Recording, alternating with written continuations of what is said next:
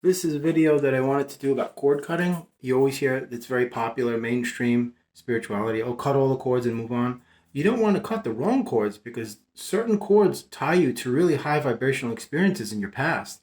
So if you're so preoccupied and transfixed on just cut all the cords and let's go, you're cutting the wrong cords. You can't cut all the cords. It's like if you're gonna say, okay, that's it. I've been hurt too many times. I'm gonna build a wall and just shut everybody out. Well, what happens is you're shutting out the wrong people.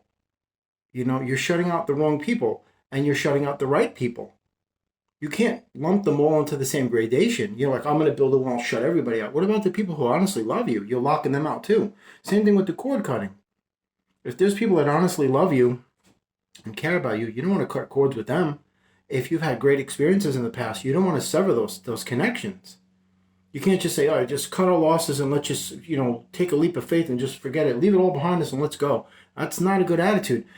The reason that their disingenuous law of attraction tells you to do this is because they know full well by doing it, you're severing your connection to high vibrational experiences that will always help you in times of, you finding yourself despondent or emotionally destitute.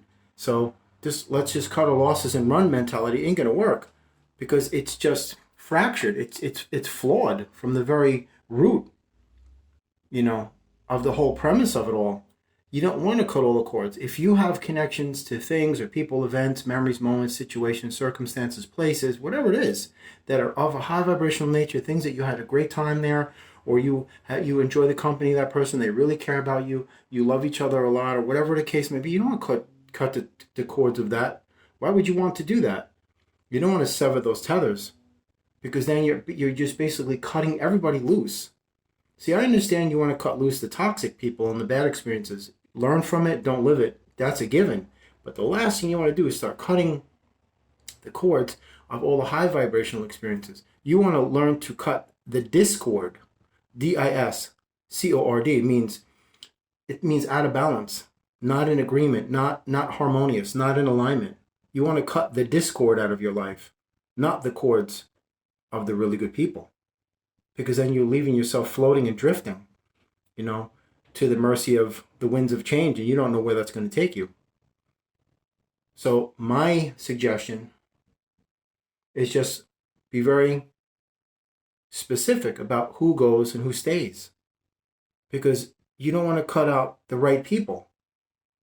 You don't want to find yourself abandoning yourself deliberately, like a self-imposed exile or an exodus or isolation. That's not going to serve any purpose. Cut all the bad stuff out. Keep the good stuff and keep those ties and those tethers and those cords healthy and keep them maintained and established. That's just my 2 cents in this. But the last thing I would do is if I had somebody who truly and honestly cared about me, I wouldn't cut cords with them just because I'm moving on and that's it. I've got to go into a new life and a different state. And yeah, but still, stay in touch. Keep that line of communication open. Keep those tethers strong. Because you never know. One day that person might reach out when you need somebody, and if you cut them loose, they're like, yo, well, what do you want? You cut me out of your life. There's nothing I could do. You don't want to find yourself like that. Absolutely not.